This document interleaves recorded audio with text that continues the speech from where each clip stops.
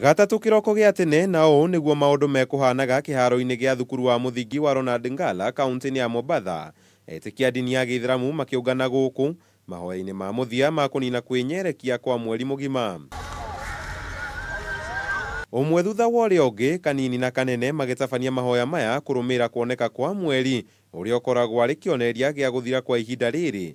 Ndũmĩrĩri ya umuthi arĩ gũtherema kwa wendo na thayũ kũrĩ Akenya othe. Siku ya leo isitumike watu kwenda kwa madisko, kutumia vitu vya kulewa. Watu wengi Ramadhani waliwacha mongoka, wakawacha miraa, wakawacha pombe, wakawacha kwenda kwa madisko.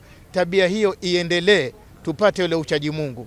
Leo ni siku ya furaha, kula vizuri, kunywa vizuri, kuwasaidia wasiojiweza, na hakuna zaidi ya hapo. Ona kũrĩ ũguo, ndereti ĩgiĩ mũthenya ũrĩa ũbatiĩ gũkorwo ũrĩ wa kũhingura winyerekia ũyũ wa Ramadhan nĩkĩarĩrĩrio na njĩra nene.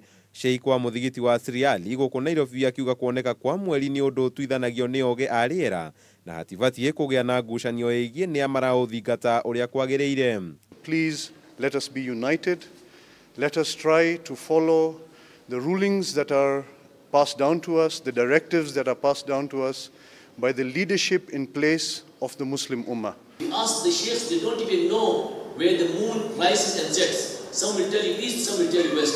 Sad to say, the moon does not rise in the east or in the west. Here in Kenya, it rises in the southwest and sets in the northeast. That's why the chances of northeastern province sighting the moon are higher than Nairobi and Mombasa. Gũkũ Nairobi, namba nini ya Ithĩramu ĩgĩkinya gũkũ Siriali gũtabania mahoya maya thutha wa aingĩ ao kũrĩkia winyerekia wao mũthenya wa ira kũrũmĩrĩra rĩathana rĩa Chief Kadhi wa Mecca.